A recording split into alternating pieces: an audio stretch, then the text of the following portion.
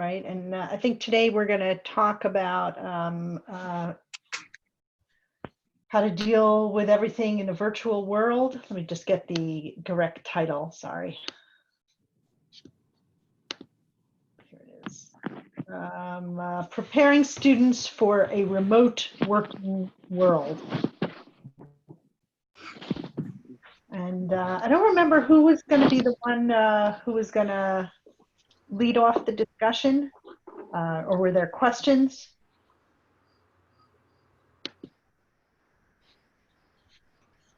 Well, so why don't we just have an open discussion of preparing students to work in a remote virtual world. And I would just want to comment that by having all of our classes in all of our respective universities on Zoom with breakout rooms, using chat, I don't know what a better preparation for working in a remote virtual world would be than we are. This is probably the one area where we could say at a university that we are giving them the actual skills that they are going to be using when they work in a remote virtual world. We can't really say that in most things at the university, but here we can. So that's the good news. But maybe everyone wants to say something and tell us how you're doing in your universities. Feel free to chime in, or we could do a little exercise that I've seen actually at Stanford. If you want to try it, if everyone raises their hand in the participant section. Right, everyone raise their hand. I see folks have not raised their hand. If everyone raises their hand, right, and then what we can do is once you speak, some of you don't have your hands raised. Once you speak, you say something, you turn your hand off and go to the next person that you see on the list. Call them out. And you can go through the entire, all of our participants that way. So I'm going to go first. I'm going to pass it on to Ray Hubler.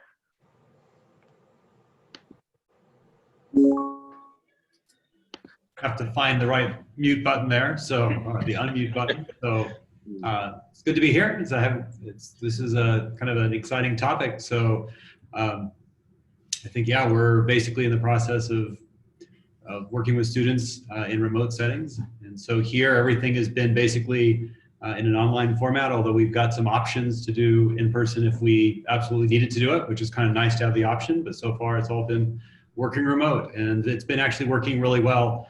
And we've been able to get things a little bit smaller in terms of our class sizes. So that's, I think, helped us. So the next person on the list, my list, is Rick Davis. So Ray, just lower your hand. Great. Hi, good afternoon. My name is Rick Davis. I'm actually a consultant. I spent most of my career at Kellogg. So I'm not from a university. I'm kind of from the outside. But I think it's funny that at Kellogg, we argued for years over whether or not we could let people work from home and if they would be productive and how things would work and how we would, interview people and talk to people as we were trying to fill roles and if the roles were needed, if they were working from home. Well, after all those arguments and debates, I think we've proven that in a lot of industries, you can absolutely work from home. So what I'm seeing with the clients that I work with, and I work with companies like SC Johnson, Ocean Spray, Kimberly-Clark, this is here to stay. It's probably not going to go away anytime soon. In fact, they're looking at different options like home 4 days, in office 1, bringing teams together periodically so that they can do whiteboarding sessions. But I think it's something that people might as well be prepared to get used to because I don't envision it changing. I actually think that it's being embraced vehemently by the employees. They love it. So for the most part, there's very few exceptions, and most companies have run surveys. The other side of that is that I've had the opportunity to assist recently Ocean Spray Cranberries through the interview process with young people who are interviewing remotely. And just a couple of tips that I would say is that the passion matters. It's harder to bring that forth on the screen, but for those people that have that personality, that are willing to be, you know, to ask questions back and not be kind of subdued by the thought that they're on video, that's pretty important. And backgrounds and attire matters, even though it's perfectly fine to have on jammies when nobody's looking. I was surprised by what some of the candidates chose to wear as we were interviewing them and what their backgrounds looked like. So, you know, you can have any background you want, but sometimes they may not, if they distract from you when you're interviewing, it's probably not a good thing. So those are some thoughts that I have. I'm going to pass it on to the next person. And if anybody has questions for me, I guess you can message me. But and the next person on the list is Kristen Cooter, K-U-T-E-R, Cooter. Thanks, Rick. Those were some really helpful suggestions, especially about the interviewing. So I did want to say the point that you made about whether or not people can be productive at home is very interesting. Before we were all forced to work from home, I thought that I couldn't be productive at home, and I wasn't. I could only get stuff done in my office. But then since the lockdown happened, had to adjust, and I am so much more productive now that I am at home and I don't get to talk to people in the hallways and do any of that chit chat, and nobody stops by and bothers me. I don't have any children, so I think that helps immensely with my productivity at home.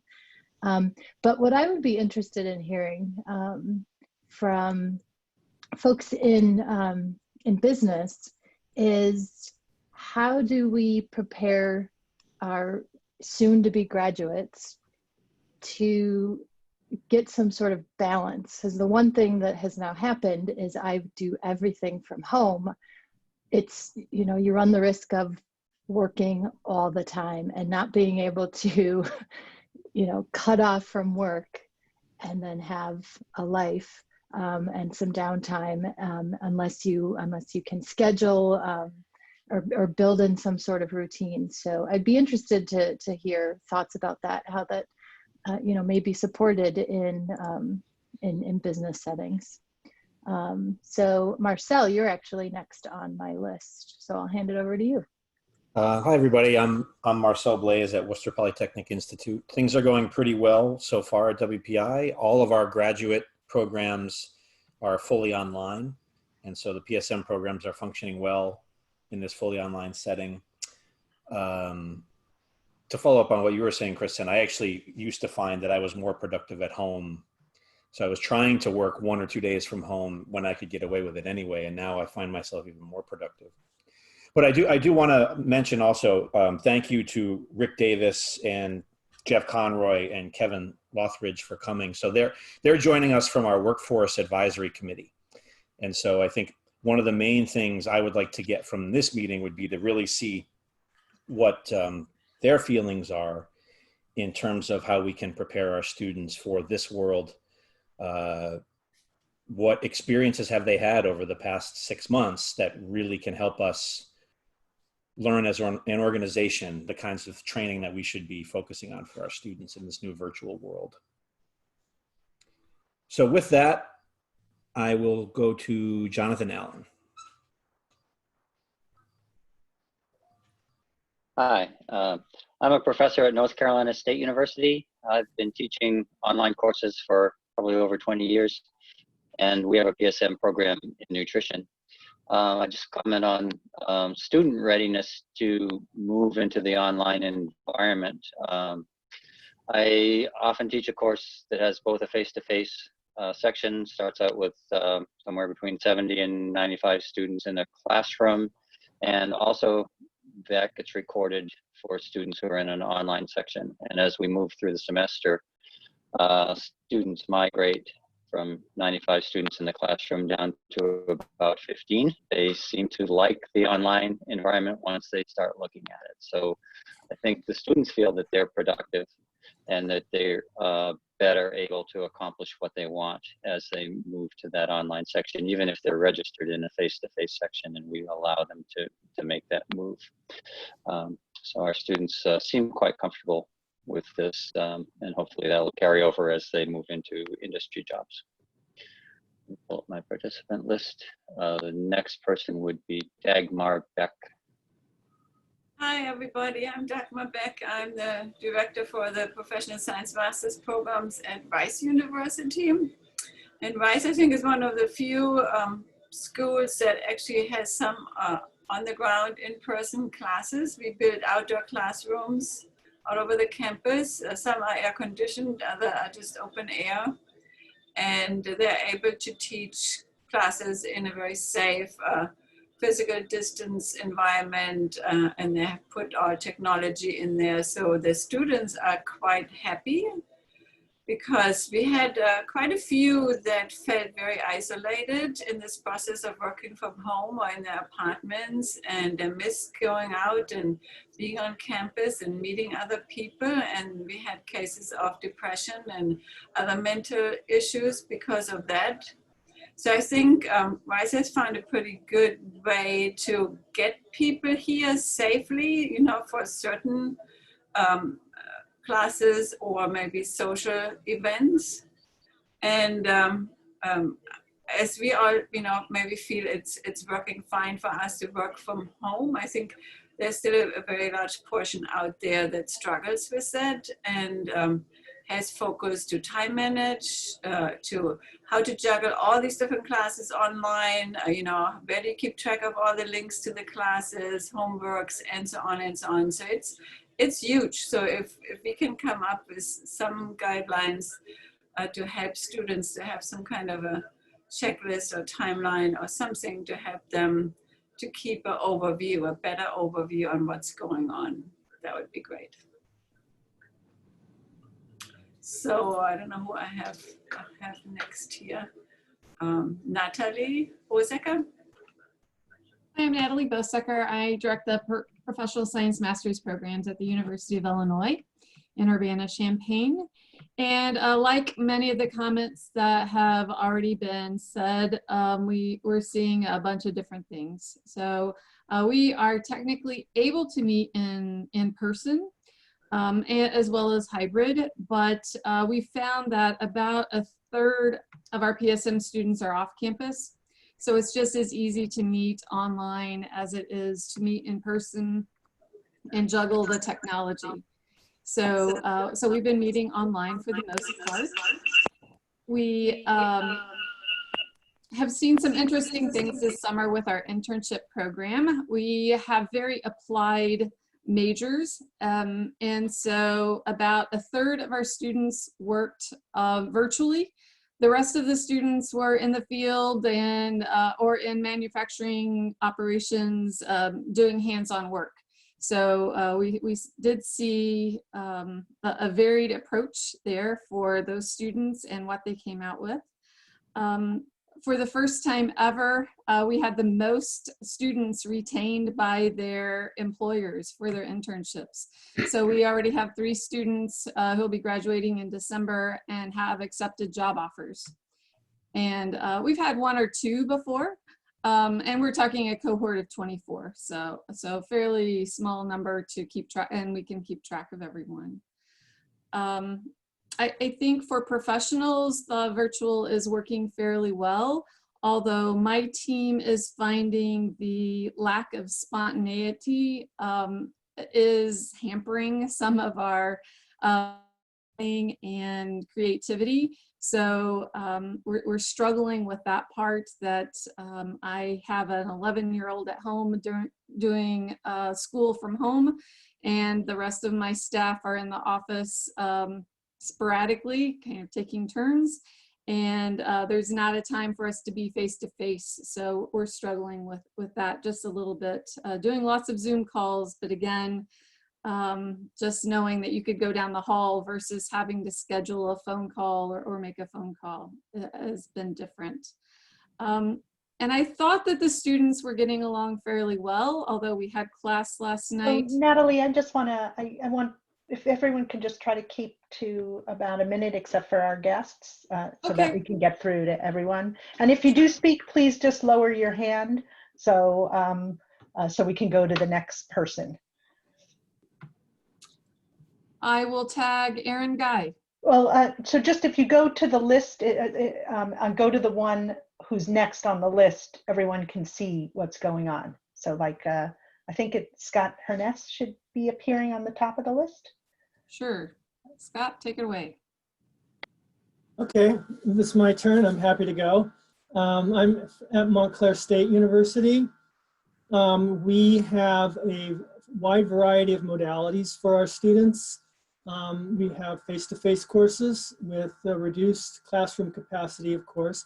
Not a lot of face-to-face, but we do have some. And then we have various sort of mixed and live modalities where, for example, some students could be in the classroom and it's being streamed live to a remote section. Or it might be an asynchronous remote mix with live classroom. The majority of the graduate work is being done remotely, although there's a small amount of a face-to-face component, but the majority of it is remote. As things get better and better in New Jersey, staff are beginning to return to campus, and some, just echoing some of the comments I've already heard today, some find it, like myself, find it very therapeutic to get back to the office and can't wait. Some say that they're much more productive at home and so they want to stay home. Some say that they're much more comfortable on their couch so they want to stay home. And some are still fearful and afraid of coming back to campus, though campus is probably about the safest place you could be right now. Unlike the hundreds of cases that we're hearing reported from institutions across the country, our institutions only had 4 cases. And that's across students, staff, and faculty. So our safety precautions seem to be doing pretty well. So it looks like to me that Anirudh is next below me on my list. Will do, Scott. So Anirudh Chowdhary with Grand Valley State University. I coordinate the 4 PSM programs here. And I felt when we were thrown into this, there was a bit of skirmish, and students, staff, everyone was in a orthodox situation, which no one liked. But over that period in March and until now, I've seen that there is change, and staff and students, especially my PSM programs, have more of working professionals. They have liked or started to like the flexibility that they have in attending classes online or attending meetings or working between classes as well. So that has worked out well for us. For me, I'm working from my office, so I think I'm more productive while I'm around my colleagues. So that's the reason I prefer coming to the class. And I'll take a brief moment to introduce one of the guests, Sharon Vriend-Robinette, who works for a large healthcare provider in Michigan called Spectrum Health. And Sharon has been instrumental in kind of switching gears of moving internships from in-person to online. And we hope she could share some of the thoughts of how her organization was able to do that. And the other thing, what Sharon does is she works with institutions, higher eds, to come up with courses or material for students or employees as well. So maybe if you could talk on that piece, that would be great as well. So I will nominate probably Sharon next, please.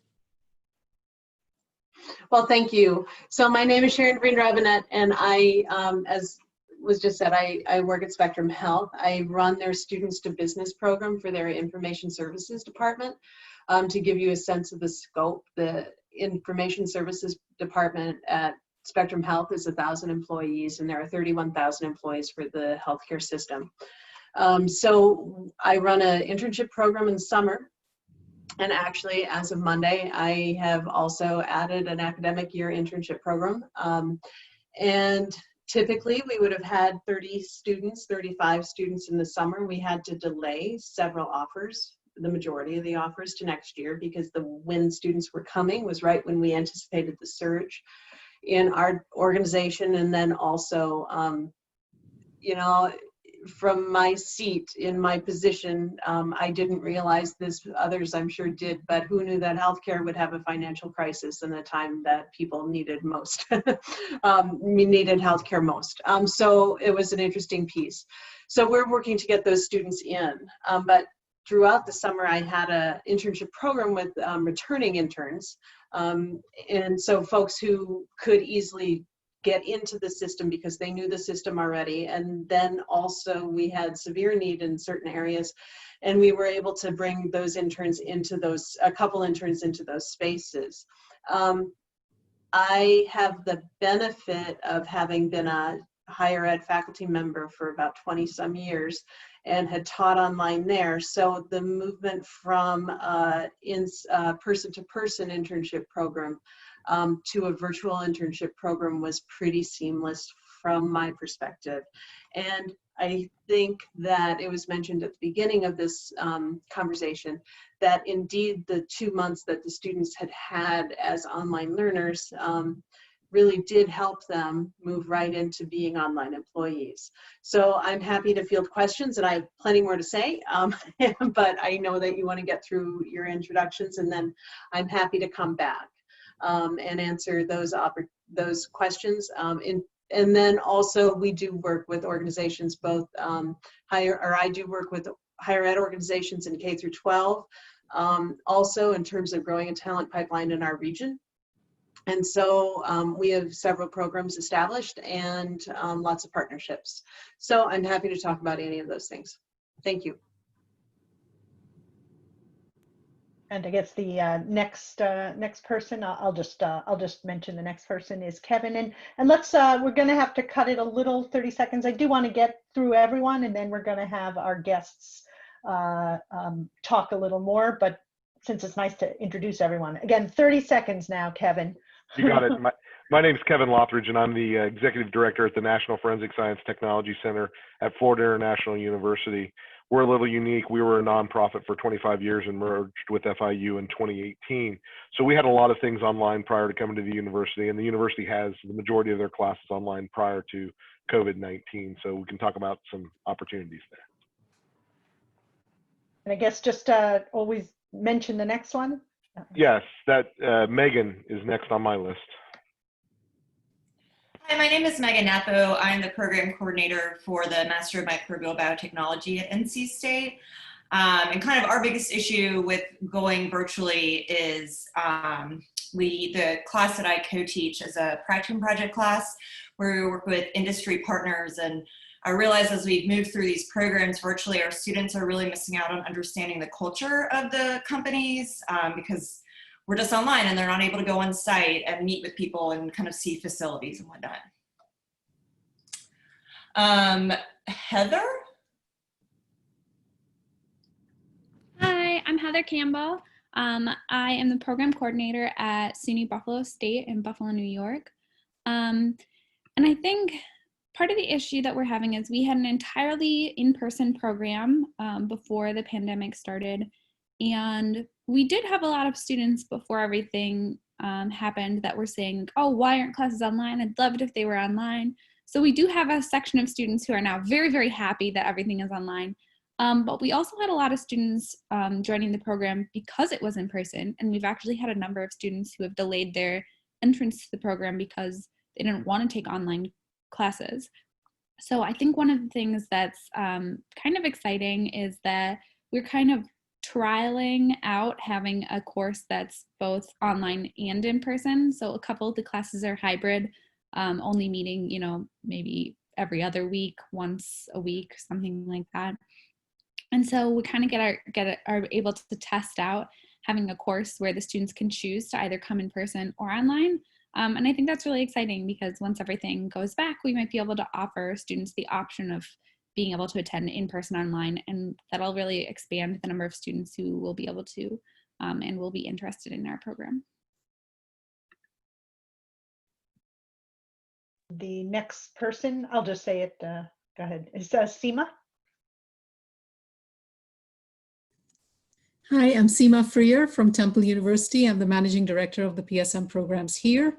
I'll say one thing that has come out as a positive for us in this time is figuring out how to do labs online. And we're using the services of Labster. They're relatively cheap per person. I think we're paying only $70 and we're purchasing 5 or 6 modules with them. And so that's allowing us to provide them a high quality lab experience as opposed to videotaping somebody who's doing work in the lab, since they've been in this business for a while. So I just wanted to share that as a resource for those who are looking.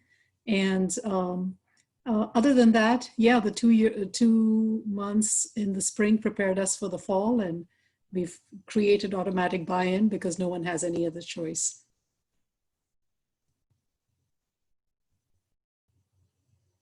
Oh, sorry, Aaron Guy. Hi, good day, everyone. My name is Aaron Guy, Associate Dean at Cal State San Marcos. We have 2 PSM programs. One is already fully online, was already a fully online program in cybersecurity, and the other in biotechnology. The biotechnology program had to migrate online, and it has been posing a lot of challenges, particularly with the labs related to many of the courses. We've already had some instances of folks delaying their start into this cohort because of trying to do a lot of the work virtually.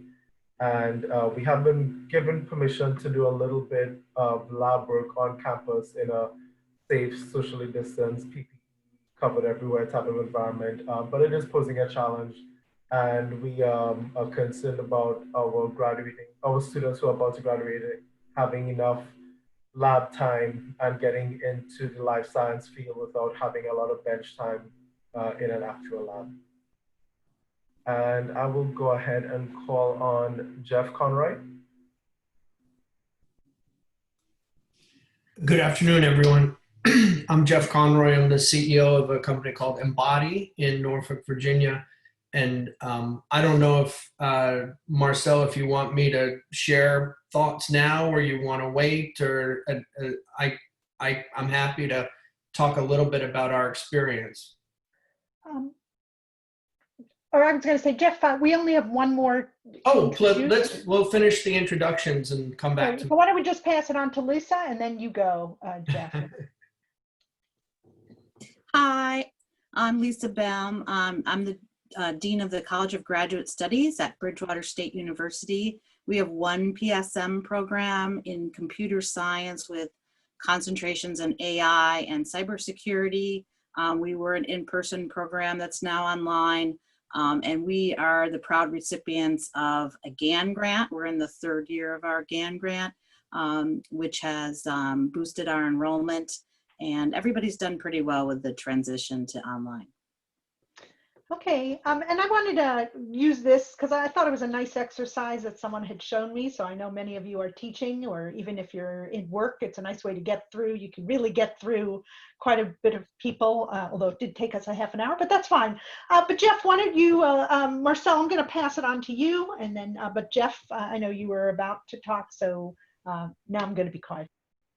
Sure, thank you, Deborah. I think it would be good to hear from our 3 workforce advisory committee members. So Jeff, Rick, and Kevin are all here, but I think we can turn it over to Jeff to get things going, and then get a discussion going between the 3 of you, if that would work.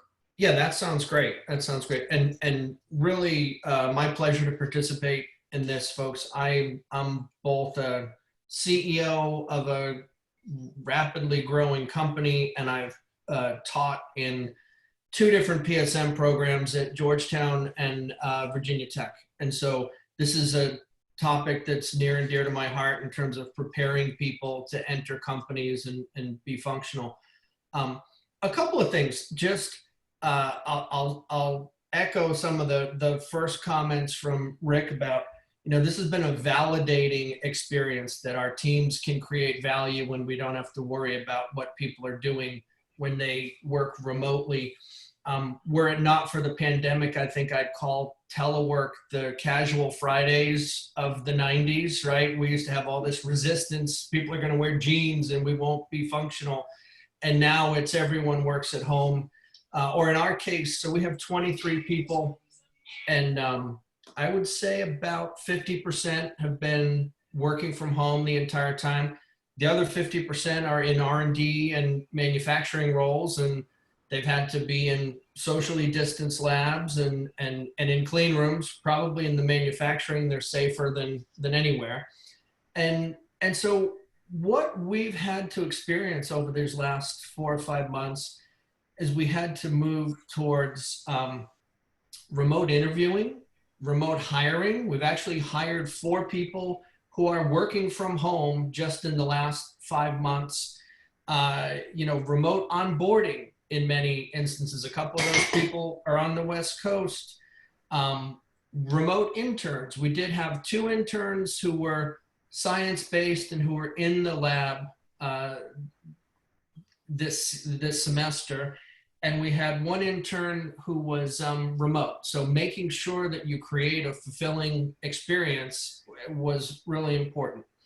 I think it also highlighted that, we learned that teamwork and communication and confidence can all be boosted by over communicating. One of the things that we instituted that was really helpful was give everyone mentors in their functional area, but give everyone a buddy so that they had a cross-functional person that they were talking to every day. And so how do you get, even in a 23-person company, our culture, we've had to manage that culture over the last 4 years because we've gone from 2 people to 23, and we'll go from 23 to 40 over the course of the next year. And so being conscious of the culture is really important. And that to me means over communicate. Even as the CEO, I try to talk to everyone every week just to make sure. I'm doing a little hybrid going back into the office now. With half the people in the office, it means that, where let's say 12 people are in the office and 15,000 square feet of space, you're still managing some kind of experience. A couple of challenges though that just kind of came to mind preparing for this. Things that we have to remember. Remote work doesn't improve poor skills. And so if you have poor communicators or you have difficult personalities, it only gets heightened by having the remote. Remote becomes it can also enhance bad impact. And we've seen that. It means that things like training people, managing people, correcting people, and leading people all has to be done differently. The same tools don't work, and whether it's in group settings or one-on-one, even having difficult conversations is different in Zoom than it is in the room together. And so my experience has been, you have to rethink, how am I going to be received constantly in these experiences? And then another important impact culturally for us has been, even the best people get worn out by this, okay? And so, and in our instance, we've gone 5 months. We had our first FDA submission that went in June. So certainly we've spent a lot of stressful time together. And we had a funding round. We closed the $9 million funding round in March. So things that are already creating stress on organizations, even the best people who are holding it together get worn out. So it means you've really got to rethink how encouraging people to take time off, encouraging people to go for a walk in the middle of the day, and rethinking rewards. And in fact, I think I look at communication two ways. Sometimes a reward can be less communication for some people. Sometimes a reward is more communication for other people. So I will say that throughout this whole experience, we've found a way to, we went from survive and get the basic things we had to achieve done, to the perception of thriving. We're all doing our work and we're busy and we're going through all of our respective programs and we're functioning, but we're on a knife's edge of, are we day to day enjoying it or thriving, and is it sustainable? And what I can say now 6 months into this is you start to see that when your best people start to show signs of wear, then you know everyone is showing signs of wear. And so I'm very conscious of how we continue to move things and twist things and get people together.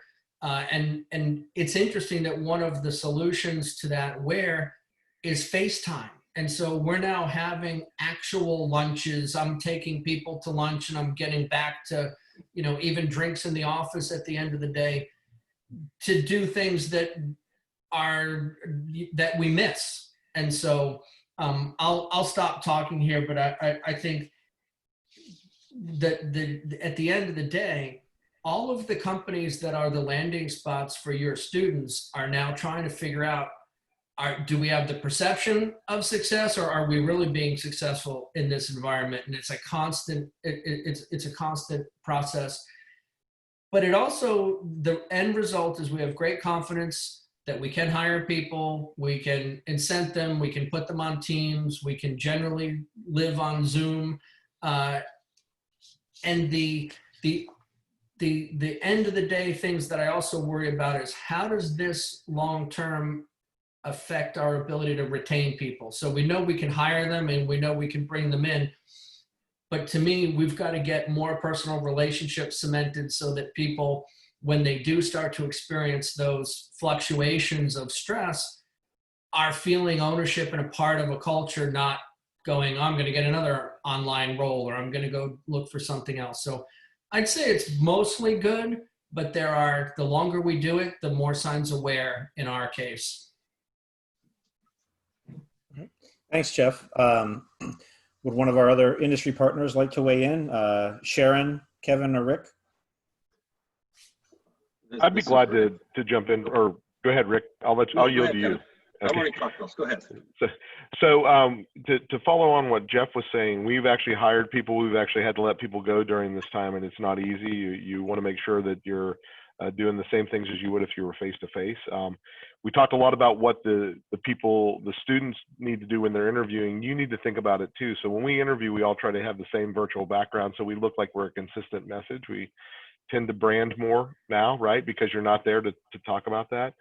One of the other things, because we were merged with the university and we're a forensic science organization, and the FIU PSM is in forensic science, we've actually been able to take a couple of the interns that would have been displaced because they were in our local geographic area, and we have large enough labs that we can socially distance, as Jeff was saying, from the research folks. We've also taken doctoral students because we could segregate them in their own private lab, which the university didn't have, so we're a little far away. But I think that the key thing is really checking in on your people. Over communicating, you can't say it enough.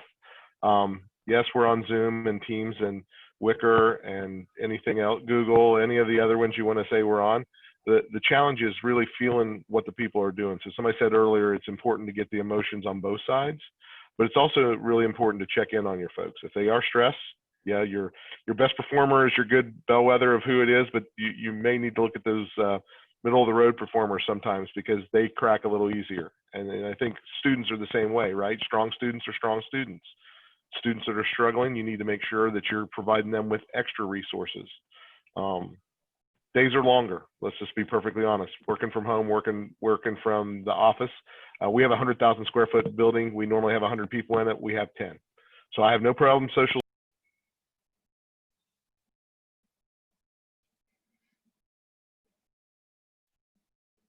We may have lost your audio, Kevin. Oh, there we go. How's that? Am I back now? Yep. Okay. I must have hit the wrong button over here or something. I'm talking with my hands, and you shouldn't do that, I guess.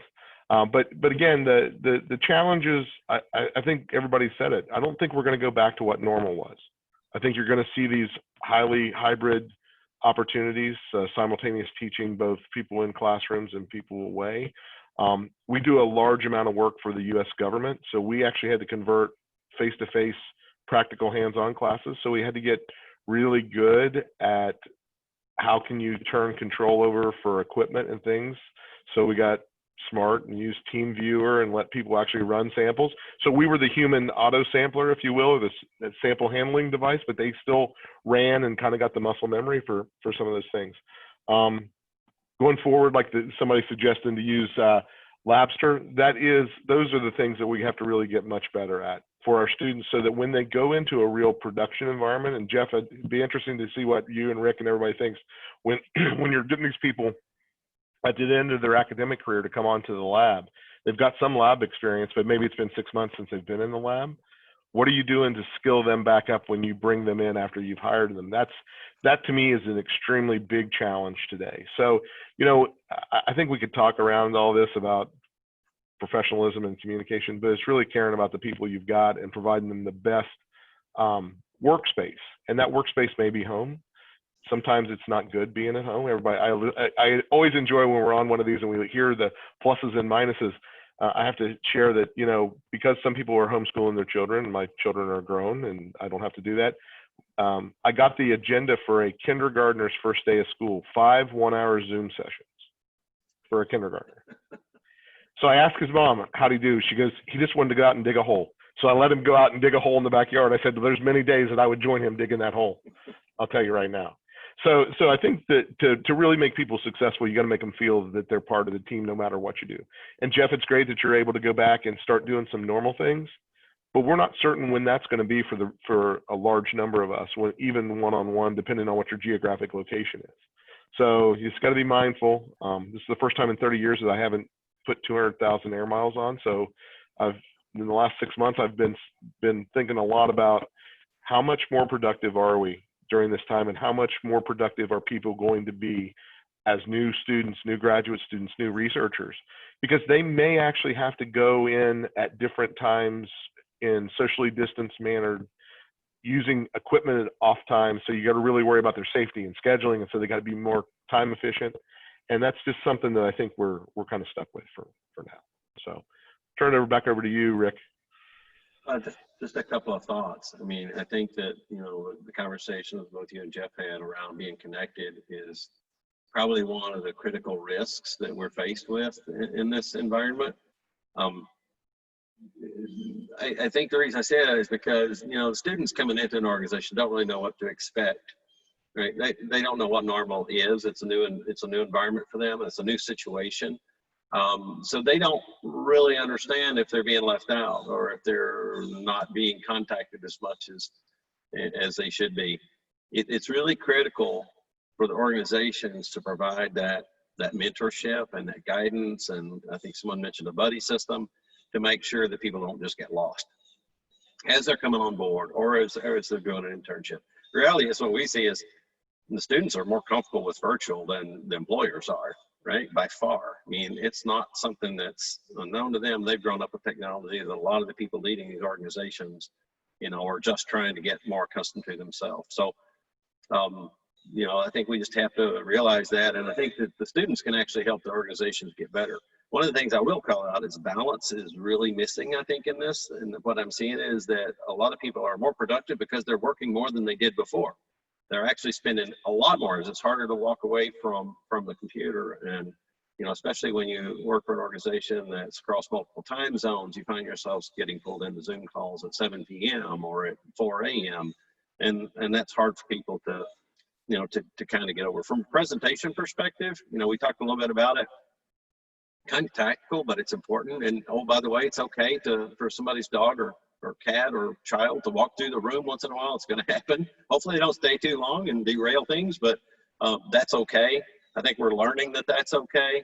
And then I think the other thing that I would just kind of like to call out is there's a trend I think also developing. So I worked with one of my clients and helped them hire 2 individuals and have been working with them on the onboarding process, you know, as a part of my engagement with the client. And, you know, their location where they live is not so important anymore.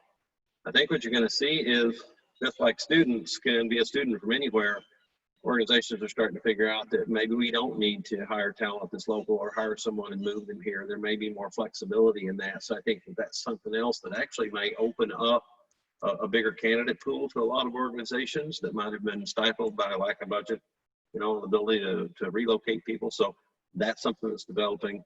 And then just from a technology perspective, just a couple of thoughts. Your Wi-Fi connection actually matters now more than ever. And I think it's okay to tell people, you know, use your phone for audio if you're having trouble. It's better to be able to hear and engage than even if you can't see. So a lot of people don't think about that, but if you have to use phone for audio, do so. Become familiar with all of the different forums. Don't wait till it's time for the meeting to say, hey, I wonder if this works or if I've got it right. Or lo and behold, unfortunately, you share your screen when maybe you shouldn't. So learn all of the tools. And then this is really bringing collaboration software to the forefront. So we've been using Miro a lot, which is a virtual whiteboarding session where you can collaborate and communicate and post notes and stickies.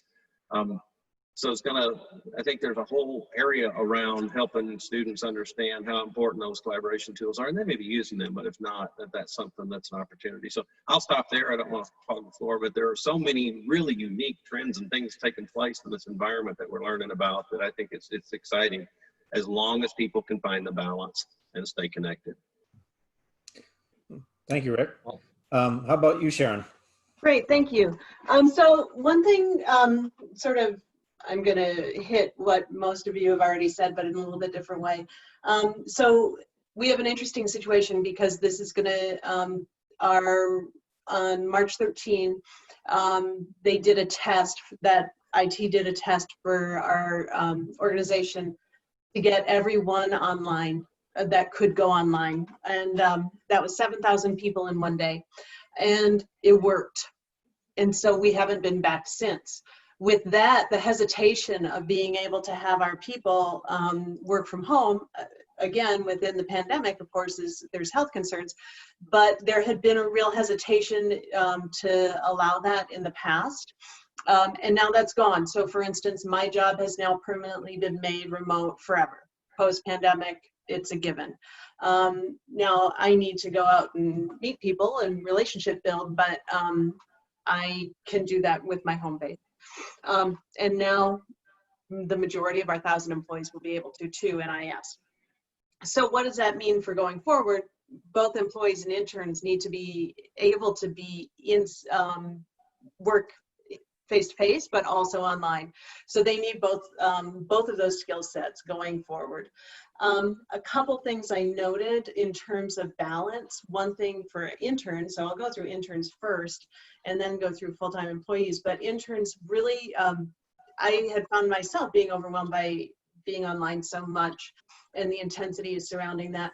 So I made sure that they do 20% of their work with me and my department doing professional skills and culture, learning the culture of the organization and sort of behavioral competencies.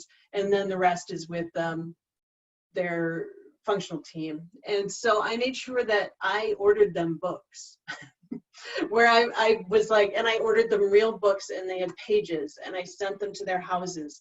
And they felt like, I mean, that came back in their evaluations of like, thank you for taking care of us. We really appreciated it. Those books were great. And so that was really important. And they felt like we had their best interest at heart, which we did. And also I got to read books too, and that was good. But it was like, something offline was really important to them.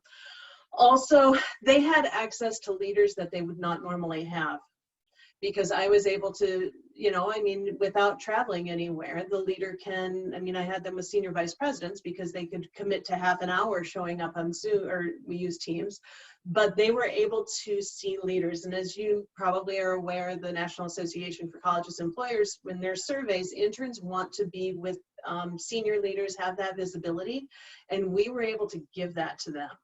And in a way that was not an inconvenience to those senior leaders at all. So that was super important too. And that was something that came through in the valuations, and the senior leaders very much enjoyed it. They also were able to see me more. So for instance, when I had 30 interns and I needed to go different places, I got to them throughout the summer once, really, and we had a long conversation and it was very good. But I was able to meet them for 20 minutes every other week. We had a touch base just with me, and I was able, like, all right, when are you graduating? What do you need? What skills are you interested in? And I was able to really pinpoint where they need to be placed, not only for in a hiring freeze. I got the 2 eligible people hired, and because they had graduated in May and we placed them in August, and then the other 4 got other internships. So I was able to have that personal touch with them, which had not been as possible in the past. I also think that it's interesting to see how full-time employees interact with these interns, because they typically have me, the interns have in my office a mentor and a manager. And so that mentor spends a lot of time with them. To mentor and some of the managers, in their evaluations of the experience, they each said that the internship wouldn't have worked had it been with a different intern, because their intern was particularly good at working independently. At the same time, all of them said that. So I think that we had a little, had a key piece going in terms of doing good hires. But that those skills for independent work and collaboration are really important. And I think asking, I can't imagine an interview that I do in the future for an intern that won't involve some question of, tell me about a project you did by yourself, or tell me how you solve problems when you are not able to see someone right there, or how do you independently solve problems, right? Or how do you speak up and ask questions when you're not in the space? And so using those different collaborative tools, making sure that they have confidence in asking those questions, those are going to be interview questions in the future. I cannot believe I won't ask those questions. And then also, I think they're going to have to sort of, I guess 2 more points. I think intern or new employees are going to have to just figure out the system in a new way, because we're all figuring out a new culture. I've had the benefit of being in an academic culture, and I've had the benefit of being in an industry culture. And I can see that industry is trying to keep the 8 to 5, 9 to 4, however, 7 to 3, however you want to do it, that block of time. Where academics are willing to be a little bit more flexible and maybe work at 7 at night, but then take a couple hours in the afternoon, right? And I think there's going to be a switch in culture that hasn't happened yet, and maybe can't to the extent of an academic world, but that fluidity is just where we are right now, and we're working it out. And so I can't imagine other organizations aren't having that same experience, and we'll work it out differently. So that in part is the question of culture too, that they're stepping into. Then finally, one thing that I think is really important and a really big opportunity is that, for instance, I'm able to, because we've moved virtually, I'm able to go towards candidates I may not have been able to go towards in the past. So traditionally, our interns would most likely be traditional college students who are able to drop everything and work for us 40 hours a week during the summer. Well, that takes away traditionally adults or non-traditional students, adult students who have to work a full-time job in addition to going to school, and need to keep that after that 14 weeks. Traditionally, they would probably be overrepresented by women, by people of color, and by veterans. And with that, I believe this is an opportunity to really focus on expanding that talent pool to give folks who would not necessarily have an easy access to an internship that opportunity for an internship with the flexibility that that virtual internship provides. And so I'm really excited about that opportunity. Thanks. Thanks, Sharon. So all since we are PSM programs, professionalism is a very key important aspect of the program. And all four of you mentioned that you did some kind of hiring, whether it was internships or full-time offers in this the last 5 or 6 months. So could you give us some points as to what you would like institutions to teach their students in terms of virtual professionalism? If you were to give us, like the three points or 5 points that you would very likely want to see on students representing themselves via virtual mediums. And maybe Kevin, you want to go? You want to start this time?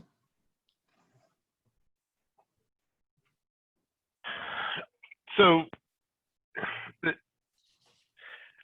I think when we look at professionalism and the PSM, and I'll go with the forensic science PSM that we're working on, that's the basis of everything. So most of our students are actually already working in a crime laboratory, a forensic laboratory, or have some experience in another laboratory and maybe looking to transition to a forensic laboratory. So we've tried to make sure that we bring in the industry professionals at this time and to look at how we can apply real world situations. So in the current time, because crime labs are impacted by COVID as well, so you can imagine that the criminal justice system, where you're doing the analysis on body fluids, you need to know what you're going to be doing. And actually some of the crime labs have actually converted some of their testing from criminal cases to doing COVID-19 testing for their own agencies. So when we're using some of those real world scenarios now for the forensic science programs to talk about changing your model that you're used to, right? Because a lot of us have online material that sometimes doesn't get updated a lot. We've had to work really hard to make sure we're updating it for the current activities and focusing more on those things. So, turn it over to Rick or Marcel or Jeff. Yeah, I guess I have a couple of comments. I think particularly for science-focused programs, and this goes for postdocs, it goes for master's students, we spend a lot of time reminding everyone that everyone is smart. Everyone they're competing with got great grades. Everyone they're competing with were in top classes. And so the differentiator is oftentimes communication skills. And so as an employer looking to you to say, what can you do to help your folks stand out in new interviewing modalities or digital impressions? I think things like not just this communication, but what do we mean? We mean body language. How do you communicate energy? How do you communicate engagement? How do you communicate interest?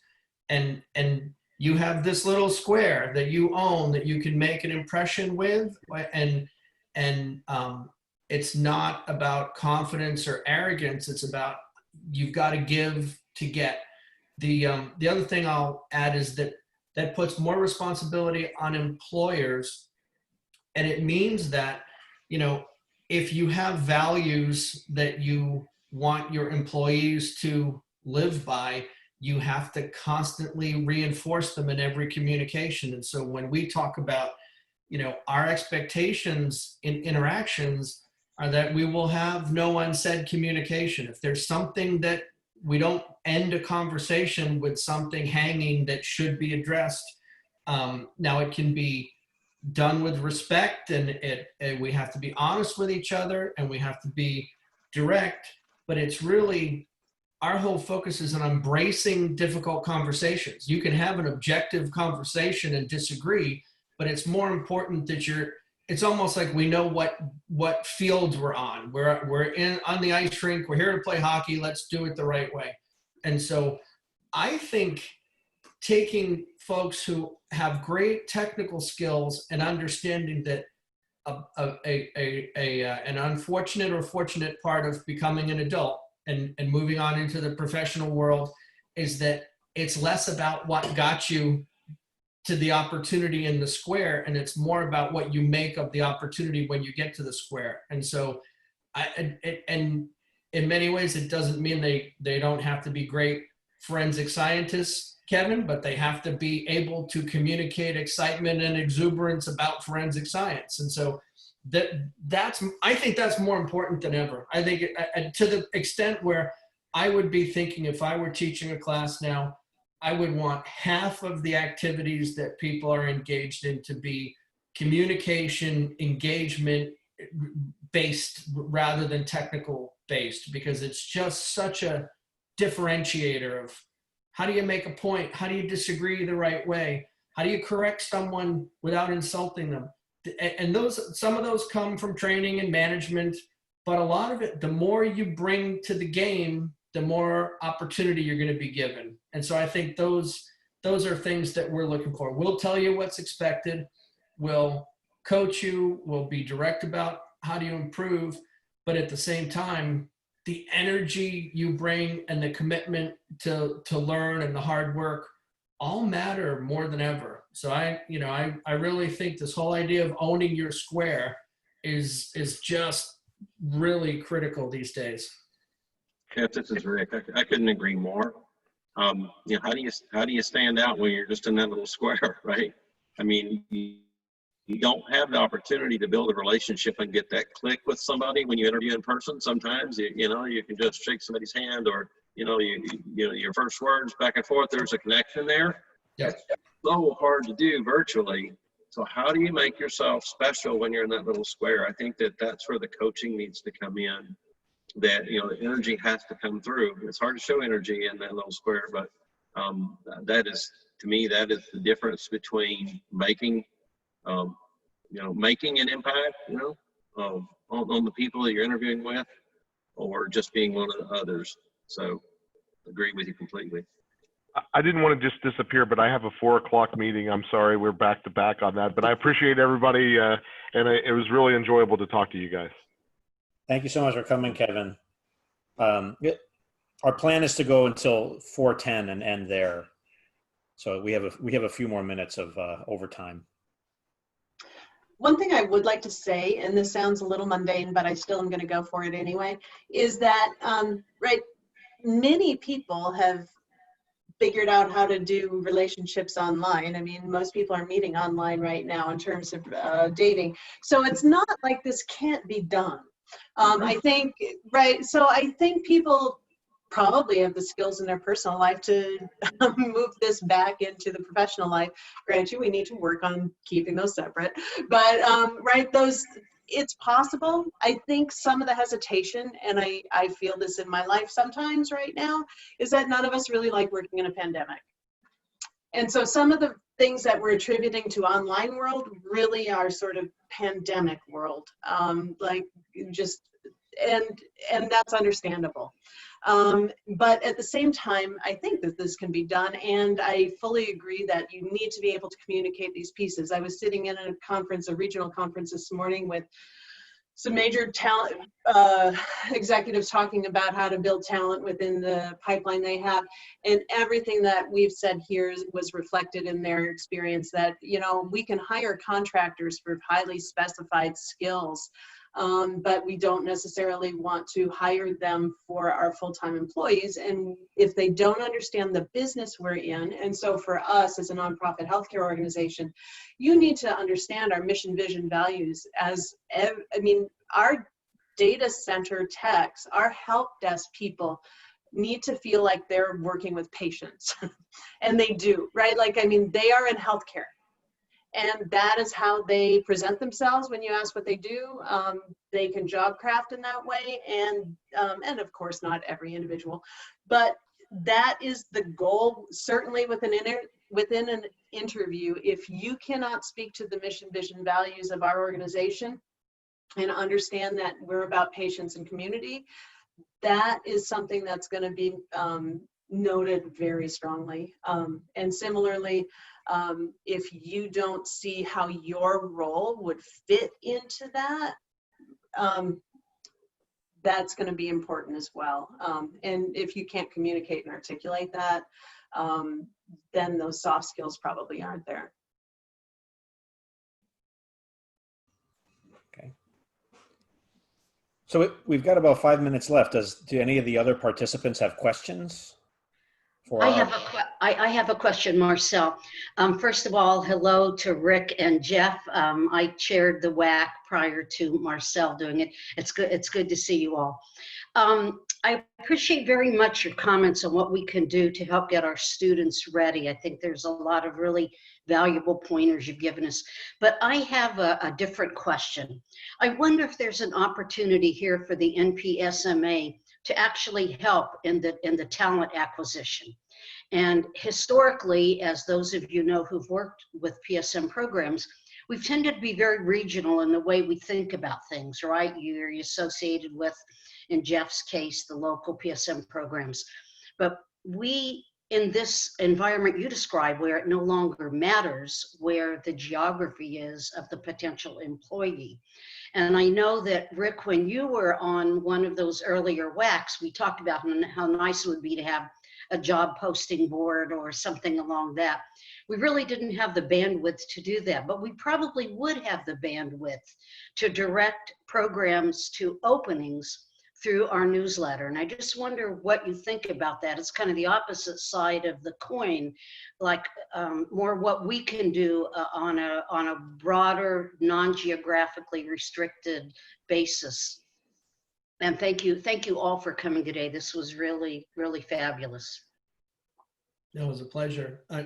You know, Linda, to your point, I think from our perspective, we're more open than ever so geography doesn't matter. And particularly when it comes to either internships or for certain skill sets that we're looking for FTEs. So, you know, I think that as an employer, I'd be more than happy to have access to a higher quality talent pool or a broader talent pool. I will say one of the most successful experiences we've had is not just finding one-off student opportunities, but because of the opportunity to build relationships with some specific programs. So you can think about finding your second or third hire from the same well. And it may be that you're just making it a different well. Instead of being the, you know, Illinois or Vanderbilt program, it's all programs, it's NPMSA. So NPSA, excuse me. Very, very positive, yeah.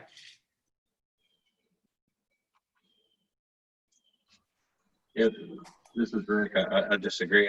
I didn't say disagree. I said I just agree that, you know, the time's right to try to do something like this again. I was very much in favor of it. We talked about it before.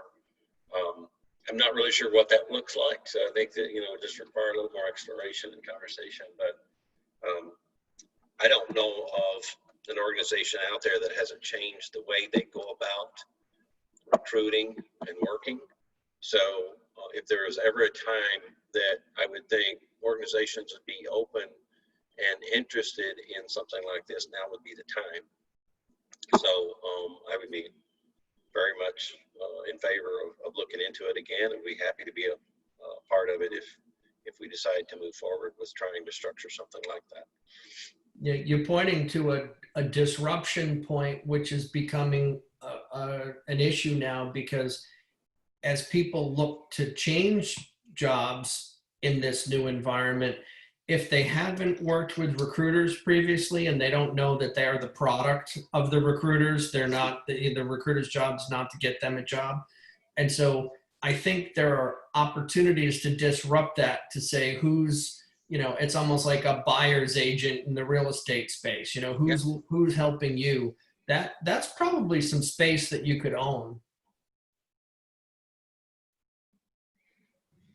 So kind of along those lines, are companies, you know, actively putting or clearly defining remote opportunities, and are they doing that for, you know, not just full-time positions, but also for things like internships or these types of trainings? I mean, are they actively recognizing that they need to promote that as a option for these types of positions that are coming on? So my perspective is, I don't think it's full. I don't think it's full blown yet. I think that they're in transition. I think that some organizations are ahead of others in realizing that this might be a great opportunity for them, especially if they're in an area where it's difficult to get talent. I retired from the Kellogg company before I went into private practice. It sits in Battle Creek, Michigan. It's kind of hard to recruit data scientists to Battle Creek, Michigan, right? So when you think about it, depending upon the organization and where they sit, I mean, it makes a lot of sense. So, but some are ahead of others. And I think the other thing is we're in transition. We aren't really sure what this looks like on the other side. I know that companies are surveying employees saying, you know, how do you like working from home? And they're getting responses. Some people want to go back to the office. You know, a great majority want to spend at least, 3 days a week at home. So I'm working with one company who is looking at a four at home, 1 day in the office type structure. So how does that work with somebody who's remote? And I think they've got to figure that out and work through some of those things. I don't think it'll be all roles, but I think for some roles, especially where there's a talent shortage or great demand for specific skill sets, I think it becomes an option much more quickly than more traditional roles.